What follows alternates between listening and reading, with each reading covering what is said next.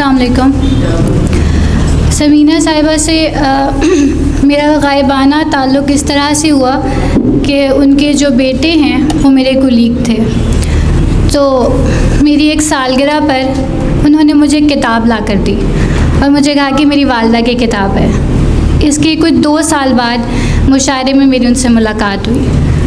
तो उनसे मिलने से पहले मैं उनके बारे में और उनका लिखा हुआ पढ़ चुकी थी।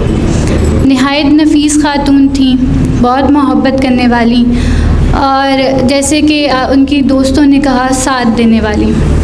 तो उनके लिए 2 अशार हैं कि